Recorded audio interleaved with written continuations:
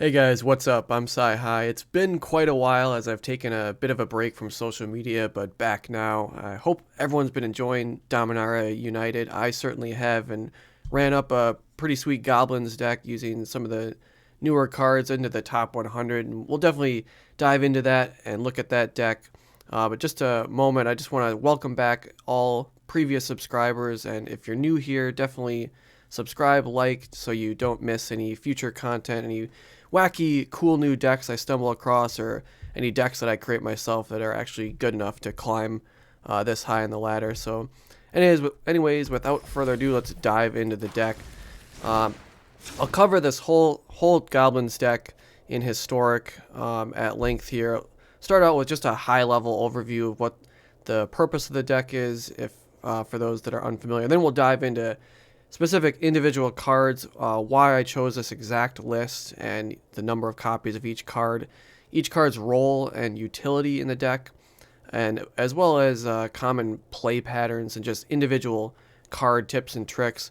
And we'll talk a little bit about strategies against some of the certain decks you're going to face in the meta as well. So at its core, this deck is not anything new. Historic has had a Goblins deck for quite a while, mostly just abusing Muxus Goblin Grandee, which is a 6-drop 4/4, which throws an additional up to 6 goblins into play, and then it gets an attack boost when he attacks. So, absolute bomb of a card. You'll see kind of two different flavors of Goblins decks. There's kind of the mono red all-in aggro versions, and then there's some other different combo versions. So we're not going to cover the combo version today. We're going to look at this specific version that I climbed into the top 100 with just yesterday. This version, like the other aggro lists, is just kind of basic, just a lot of creatures with haste, standard aggro damage. We're not doing anything with loss of life. It's pretty much just a straight-up aggro deck.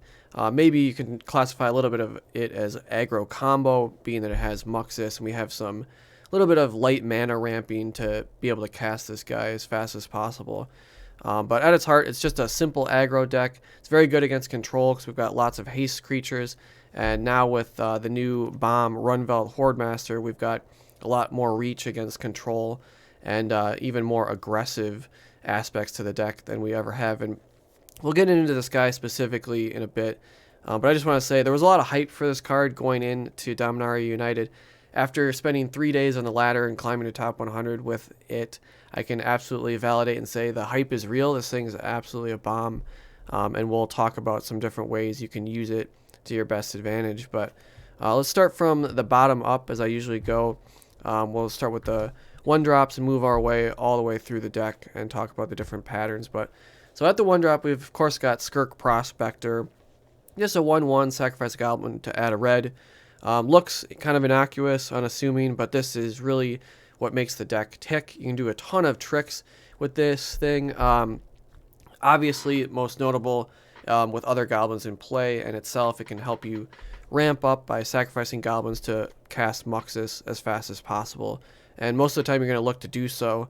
Generally speaking, you will want to sacrifice your goblins to cast Muxus when you can, barring certain situations where you suspect a counter spell, depending on the board state, yada yada yada. But in addition to just standard ramping, the Skirk Prospector does a lot of awesome work and tandems really well with Rundvelt Hordemaster. So Rundvelt Hordemaster, of course, if for those not familiar with this card yet, it's a new Goblin Lord. For 2 mana, we get a 1/1 that makes all other goblins you control get +1/+1.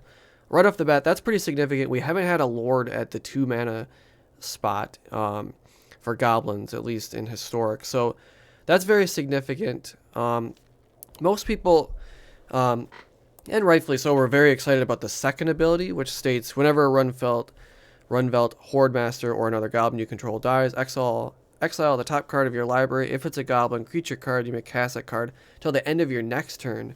So every goblin that dies, you get an entire turn to potentially flip over more goblins. Maybe you flip over a Muxus, which I have numerous occasions. It's awesome.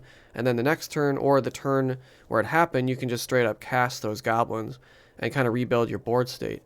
So typically, a lot of times, you'll be, have a Wrath of God effect or a board sweep, and maybe you had 3 or 4 goblins into play. that's generally fine because this thing's going to flip over multiple goblins, and then the next turn you can just rebuild and recast a lot of your stuff, and a lot of the things have haste, so it's just constant aggro pressure against your opponent, while also having just a looming threat of Muxus at large, always ready to come down and just create mayhem for your opponent. But like I said, Rundvelt pairs really well with Skirk Prospector because there are other even more interesting times when you can use this effect besides just after a board wipe and kind of rebuilding your guys. Sometimes in a more stalled out game, a battle of attrition, maybe it's slowed down a little bit.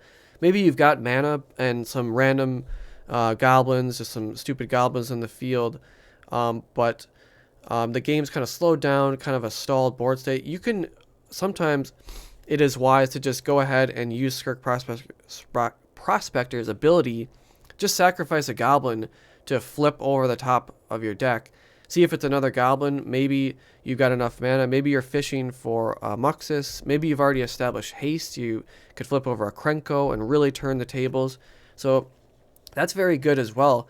There are often times where you have to look at the board state and maybe just a 1/1 goblin could turn into something way bigger. Like you just got a goblin token. Go ahead and just sack that. If you have the mana, maybe you're going to turn over a Warchief or a Goblin Chieftain or just something else to come down and create more pressure. So this thing has been incredibly powerful so far to me. There are other times when you've got Skirk Prospector in play. Maybe you've already resolved a Muxus and you've got a Krenko mob boss doing its thing in play. And you're just cranking out goblins. Excuse me. And now with this thing in play, and even with multiples, you can start sacking things for mana, and maybe you're using other mana sinks and pump abilities from other goblins, and you're just churning through more of your deck, and you're going to get more resources to potentially play more things at haste, and you can really just go off. I mean, the sky's the limit with this deck. Once it starts going off, and you've got Krenko mob boss just churning out goblins, it feels like you have endless resources. Because you pretty much do. You've got endless mana, and then you've got endless card churn with Rundvelt Hordemaster. So absolutely a bomb so far. It's been incredible. Like I said, most people are really excited about the second ability. Of course, I believe that ability is awesome, as I've described in the past several minutes. But I believe that the ability to just pump all your goblins with the Lord effect of +1/+1 to everything, I think that is really can't be understated as well. Like, that is really important, and I think the deck is even more aggressive than it ever was now because of that. And because of this ability, we can go into one of the next cards that not all lists run, at least commonly anyway, in Goblin Instigator. Now, it's interesting to look at these different goblins lists and decks because there are so many incredible goblins. It's hard to choose like what's best, and I'm going to try to sell you and try to describe like why I think these are the best goblins you should be running in my experience on the ladder in just the last 3 days. Now, make no mistake, Goblin Instigator, this has been around in goblin decks, but it kind of drifted away because people would instead use the 2-drop goblin that could, blanking on the name, we can look at it later, but the 2-drop goblin to look at the top of your library and just play goblins off the top of your library. That's a really good goblin as well, but the reason why I'm going with the Instigator is because just putting in extra goblins in play really amplifies the aggression. Like, if we're pumping everything, oftentimes the play patterns, what I'm looking to do is on turn 2, either play Instigator if I don't have a Wily Goblin and a Muxus, and I'm looking to chain into Muxus as soon as possible. Then what we do is we go the aggro route. We play Instigator first, so we get 2 goblins on the field, and look to, on turn 3, either play a Hordemaster or another type of Lord effect, like a Chieftain, to pump everything up. It's just going to be that much more valuable when you're pumping 2 goblins instead of 1. Maybe you already have a Skirk Prospector in play from turn 1 as well. Now you're attacking with 3 2/2s. So Goblin Instigator, again, it's probably the worst card in the deck. There are only 3 of them. There are 4 of everything else, but it fulfills such an important role, and we really can't put another 3-drop in my opinion. There are some other good lords at 3-drop, like Hobgoblin, that can also do damage and has some pretty interesting application and abilities. But just a simple Instigator gets the job done. It just gets so much better by being able to pump 2 goblins. In addition, creating 2 goblins is also more fodder for our Skirk Prospector. And we can now, with Skirk Prospector turn 1, turn 2 Instigator, that's a turn 3 Muxus right there with 3 mana, and then sacrificing the 3 goblins. We can have a turn 3 Muxus thanks to Goblin Instigator. So that's another awesome ability of the Instigator, just being able to have more fodder, more mana. But in addition to that, you want as many goblins in the field as possible, or in play.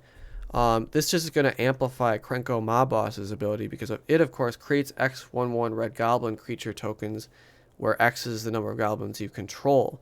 So, of course, when you activate Krenko, you want as many goblins in play as possible, and Instigator helps ramp that up. In fact, one of the ways to beat a lot of the meta decks right now, whether it's elves, humans, merfolk, I find that with this Goblins deck, we can just do even more busted things and go wider than them. If we don't go bigger, taller, like with just a huge Muxus, we can go extremely wide with this deck by just churning out so many goblins.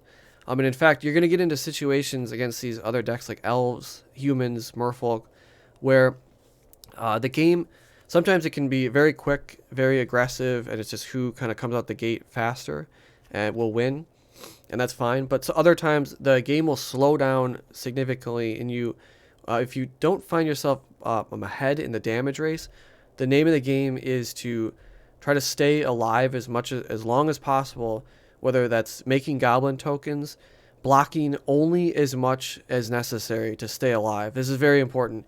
You do not want to sacrifice and lose goblins. You want to keep your goblin count as high as possible, even if that means going to 1 life, so be it. You want to get as many goblins in play as possible so that you can turn the tide and exponentially go wider than your opponent. Whether they're merfolk or whatever, you can just crank out, pun if you will, so many extra goblins and just go exponentially wider than your opponent. And even against elves, they can do incredibly busted things and get massive pumped up elves.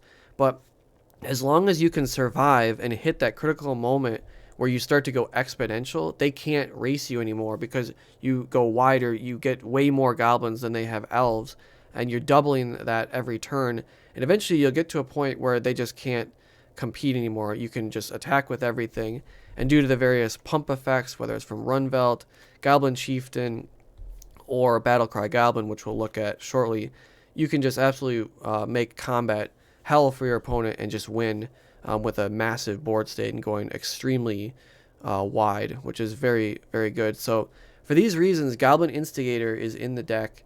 I used to run other goblins in place of it, but I'm back on the Instigator. It's simple, effective, and it has so much application in this deck, and I think it also tandems really well with Rundvelt Hordemaster. Just being able to pump more goblins is very important. We also have Wily Goblin, which we can cover real quick.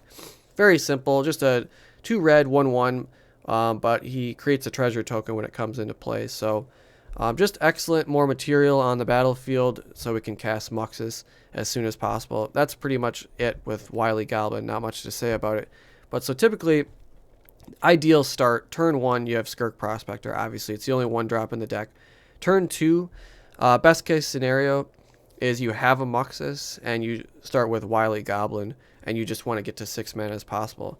If you don't have a Wily Goblin or a Muxus, then maybe you want to go just the all-in aggro plan. And for that I suggest leading with Instigator, followed up with a Hordemaster or a Chieftain.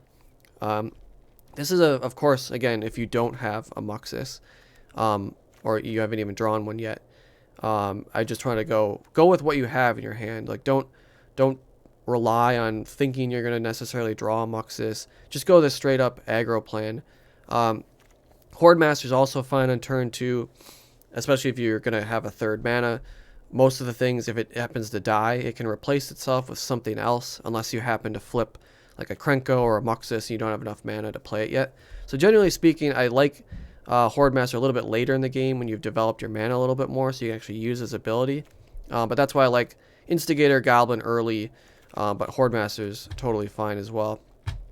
Moving on, Battle Cry Goblin, another staple in the deck, I believe. Relatively recent addition to the deck. Battle Cry Goblin, his ability is incredible. Well, we can cover it real briefly. I really think it should be in like a rare. Its effect really isn't like a uncommon goblin. You could really see this thing as a rare or a mythic rare based on how good it is. So it's a 2/2 for 2, a bear, but it's got 1 red and 1 colorless to pump all your goblins +1/+0 and give them haste. That's absolutely critical. So by itself, Battlecry Goblin, if you have 4 mana, can be a 3/2 haster, which is very good after board wipes for just killing your opponent. It also has pack tactics, which is very significant. If you attack and your creatures have a combined total power of 6 or greater, you will immediately just get a 1/1 red goblin creature token that's tapped and attacking, and you can choose where it's attacking, whether it's a planeswalker or probably straight up to your opponent. But that's also huge because oftentimes you'll want to make sure you have pack tactics when you attack. Once you get that goblin, then you begin pumping to make sure you pump your tokens that you got as well for maximum damage. Also, maybe you want to pre-pump, of course, just to enable haste to itself if it just came into play, as well as turning on pack tactics. Maybe you have to pump once first to get pack tactics on. Then once you get the free goblin token, you pump an additional time. Again, we're just trying to maximize the amount of damage we can. So a little bit of basic arithmetic for this deck does apply, of course, as in any Magic game. But Battlecry Goblin is so powerful, it makes combat absolutely a nightmare for your opponent. Very oftentimes you get an extremely wide board state with Krenko doing its thing, churning out goblins. You'll get into situations where you just attack with everything and you wait to see how your opponent blocks. Maybe they've got it's just a massive board state and they're blocking like 10 different guys. It's goblins versus elves, classic matchup. What you can do, assuming you have a Skirk Prospector in play, you just sacrifice the guys that they blocked, get all that mana, and then channel it into Battlecry Goblin for pumping all of the additional goblins that were not blocked for lethal. And this just creates a horrible scenario for your opponent where they're damned if they do, damned if they don't, that they have no good way to block because you just get all these resources from the guys that were blocked and channel, kind of, if you will, just kind of transfer all that damage to the creatures that weren't blocked. And if you're doing this for lethal, by all means, sacrifice anything. You sacrifice Muxus, sacrifice the Krenko that already churned out the goblins, because who cares if it's killing the opponent? You don't need any of these things anymore.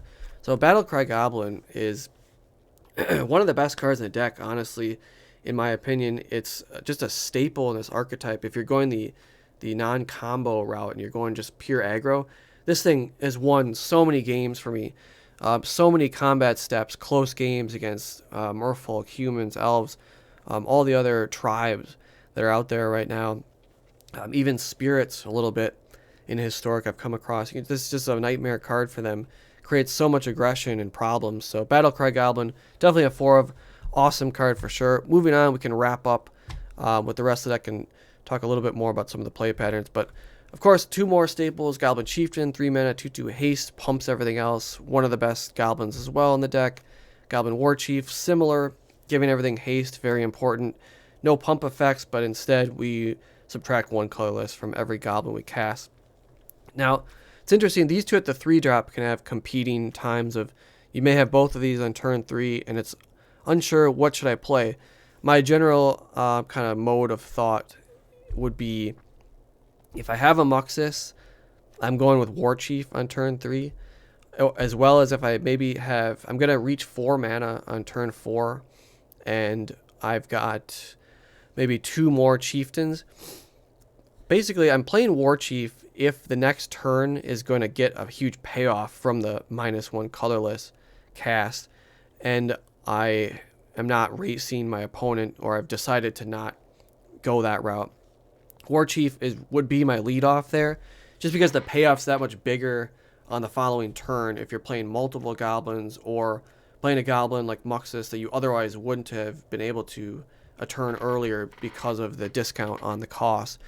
However, if I don't have Muxus and I don't have other goblins for the next turn that are going to get a discount and it's going to make a significant payoff, then assuming that, you're competing and deciding whether to play Chieftain or Warchief, in that situation, then I would play the Chieftain because you don't see a payoff immediately from this, or not a guaranteed one at least, because you don't know what the top of your deck holds before you draw it. So I would go Chieftain in that case, pump everything you have in play, and just try to out aggro your opponent and just go full on aggressive mode. Because guys, remember, this deck, even without Muxus, it's just a straight up fast aggro deck with good tribal creatures that pump each other and go ultra wide, exponentially wide, with Krenko's really extraordinary ability of just creating mass goblins is extremely fun and terrifying for your opponent. So even without Muxus, the deck is really powerful and fast at just straight up beating your opponent as fast as possible. But you always have this Muxus looming threat at large to cast. When you get there, you run out of gas. It's just an absolute nightmare for control. Or other situations like it's been a war of attrition. Almost everything's dead. You got one Hordemaster out. They kill that. It flips Muxus. And it's just a nightmare scenario for your opponent. And they've got to deal with this cast the next turn. So absolutely incredible. So we cover these two guys. We move on to Krenko. We've talked about him a little bit. Another key component of the deck. Some things to consider with this. Sometimes you get into situations where you're going to resolve another Muxus, and you can kind of be in a situation where you maybe don't want to use your Krenko before Muxus comes out because you want more goblins to create more tokens, but there's also the tension that Muxus may flip Krenko when it comes into play, putting in another Krenko, forcing you to sack one. So generally, I just kind of use this when you can. Use it on your opponent's end step. But just an absolute bomb of a card. Again, get synergy from Instigator, just putting as many goblins into play as possible and going exponentially larger than the opponent. So again, if you take anything away from this video, just remember this. Like, my strategy for winning with this deck: go all out, win in the aggro way, Muxus if you can. If the game slows down and you're in a long attrition battle, or maybe you're on the play and you're up against elves and they're very fast and aggressive as well, like I said earlier, just try to stay alive, make as many tokens as you can, and block with only as many necessary to stay alive. Just keep treading water until you can hit that critical moment where you can start making more goblins per turn than they have attackers. And once you survive that against elves, then you can just go bigger than them, and you've got to, or wider than them rather, and you've just got to do a little bit of math and count how many attackers you have that are going to get through. Then calculate your damage potential on how many guys can you sacrifice, how many Battlecry Goblin pump effects can you get. You will find that even against life gain decks, which I haven't talked about, can be a difficult matchup for this deck. A Soul Warden is kind of a nightmare scenario for a deck like this because we're putting so many goblins and creatures into play. We give them so much life. However, that's negated a little bit by these pump effects. For example, like the Hordemaster or Goblin Chieftain, or the effect from Battlecry Goblin. If you're tapping Krenko, making 20 goblins, if your opponent has a Soul Warden, obviously they're gaining 20 life, and that sucks. But if we can then pump those 20 goblins, 3-4 times, that's now going to negate that life loss, and we can do exponentially larger damage than they gained life. Of course, it gets more complicated with they have more Soul Wardens in play, but then it's kind of like a race to see how much can they gain versus how much can we pump. But you will find I've had opponents with life gain Angels decks. They're on 91 life, and it looks dire for you, but all of a sudden, a few turns pass, you start cranking out tokens with Krenko, and you start doing the math, and it's like, oh wow, I actually can 91 life or 110 life, that's nothing. I can do 250 damage in a turn and put your opponent negative into just astoundingly low life totals. So this deck continues to impress me. It's absolutely powerful. Take it out for a spin. Comment, let me know what you think about these different choices, because it's a very fun time when we've got a brand new incredible goblin on our hands. I think it's absolutely bonkers. I'm running the 4 full copies. Curious what you guys think of my Instigator take. I'm back on it. It's been powerful for me. I just don't think we can really afford to jam other 3-drops. And the Conspicuous Snoop is, I think, what I was looking for. Is another common goblin you'll see at the 2-drop. No doubt, awesome goblin for sure, especially in combo variants when, like in Modern, where it can pick up the ability of the creature on the top of your deck. That can certainly be cool, like with Muxus or Krenko as well. But I'll just tell you, I don't necessarily like unpredictable cards. And by that I mean like things where you don't know what the exact outcome is. Muxus is unpredictable, but it's so powerful that most of the time it pays off. So it's worth running just because it can't be ignored. It's way too powerful. But Conspicuous Snoop, don't get me wrong, this can be incredibly powerful after a board wipe against control. You can do some nasty things with it. You can rebuild your board.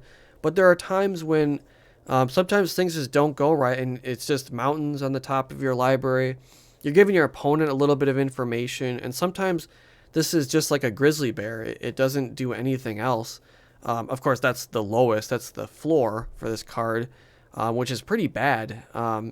But I know the ceiling can be a lot higher. But for me, I much rather go with predictable cards. And like I said, the Goblin Instigator, I do think it's the worst card in the deck, but just having more material, more goblins is very important, because when they're getting pumped by Hordemaster and Battlecry Goblin, it's very significant to have 2 goblins for 1 card, a 2-drop. Also, with Rundvelt Hordemaster, just having more fodder and material to sacrifice on the battlefield is also very important. This Instigator with Hordemaster is potentially turning into 2 brand new goblins if they die or they get sacrificed, and you flip additional goblins that you can cast. So I like the Instigator. It's simple, it's to the point, it's predictable. You get the same thing every time. It's a good lead off on turn 2, in my opinion. If you don't have a Wily Goblin, you can always go Instigator and then just go the aggro route. So I'm curious what you guys think of it. What do you think about this versus Snoop? There's other goblins to consider for sure that I haven't even talked about, but coming up on almost a half hour already of blathering about the deck. So can wrap up and we can take the conversation back to the comments and back on social media. So definitely, well, I guess I should cover the lands just real briefly. Pretty standard stuff, although frankly. I'm running 25 lands though. A lot of times you'll see 24, but I like 25. We've got a ton of mana sinks, things to use our mana as well. In addition, we are still running a 6-drop in the deck. We do have some mana accelerants, but 25 lands is fine in my opinion. We've got the 4 Den of the Bugbears stock. We've got our random 1 Sokenzan, Crucible of Defiance, just for occasional making 2/1/1 hasters for more damage. And Castle Embereth, of course, more pumping the team. This comes up from time to time when you don't have Battlecry Goblin in play as another way to pump the entire team. Very important. So we've got a lot of mana sinks. I'm fine with 25 lands because if all of this stuff doesn't kill them, especially against control, they're going to have a tough time dealing with the Den of the Bugbear that's coming after the fallout of all these other goblins. So 25 lands total. But anyways, curious what you guys think. Let me know in the comments about Instigator, about the deck in general, about the goblins meta right now, combo goblins versus this kind of just all aggro version. Muxus, a bomb as ever, but anyways guys, that's the deck and just a little bit of take on matchups and kind of some of the play patterns you'll get into. Real quickly, one of the other things I didn't cover about Skirk Prospector, in addition to the making the mana, generally speaking, you'll want to sacrifice goblins your opponent targets and tries to kill.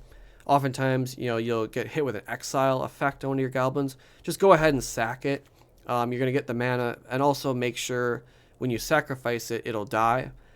In that way, you're going to get the Hordemaster effect, because just be careful, if your goblins are exiled, you will not get the Hordemaster effect of getting to flip another card. So that's something to be mindful of. As well as Skirk Prospector against life gain decks. Sometimes they will have a massive creature and they're going to give it lifelink with Heliod or whatever. In combat, make sure to sacrifice the goblin that's going to hit a big lifelinker so that the lifelinker doesn't get to deal its damage to that goblin. You'll negate all that life they would have gained. In addition, if people use like Stomp, very common in the meta right now, Bone Crusher Giant, people are going to be trying to stomp your goblins. Always make sure to sacrifice the goblin with Skirk Prospector, even if you don't need the land, because just in this way, by rule, if there's no target when Stomp resolves, it will be countered or fizzled, and they won't get the backside of the Bone Crusher Giant. So it's one way you can kind of sneakily just negate your opponent additional resources. So definitely something to look for with Skirk Prospector. It does so much utility in this deck, as we've covered. We can't even cover every possible situation, or I'd just be blathering here till the end of time. But all these cards do so wondrous together. It's a very tricky deck. I think in the hands of a skilled pilot, you can do a lot of damage with this deck, because a lot of tricky stuff and activating things at different times to maximize the amount of damage you can get. And there's a lot of crazy gambit decision making too sometimes with the Hordemaster of, should I sacrifice some things I haven't played just for the chance of potentially getting something better? Kind of an interesting tension there. But again, at its heart, it's very simple, just playing goblins and attacking with them. So it's a fun deck to pick up and play and have success with. But I think it's just a really long learning curve. Like, experts can learn a lot about this deck, and I plan to continue playing it all season, because there's so many little tips and tricks you learn in individual matchups that I think this deck is really deep for a mono red kind of aggro deck. This is way more complicated than any of the other things, like typical mono red, with just slapping Ember Cleave on a guy and attacking for the win. This deck's a little bit trickier than that, but I like that. It's really cool, and you can get a lot of leverage value that way if you know what you're doing. So anyways, I hope you guys liked the deck. I hope it wasn't too blathery as I try to just spill out the contents of the last 4 days on the ladder with this thing. It's been a blast. Like I said, I think just outside the top 100 now. I'll try to go back into the top 100 today at some point if I get some time. But hope you guys like the deck. Definitely subscribe if you aren't already. Thanks for watching all the way. Definitely appreciate it. As always, good luck on the ladder, guys, and peace.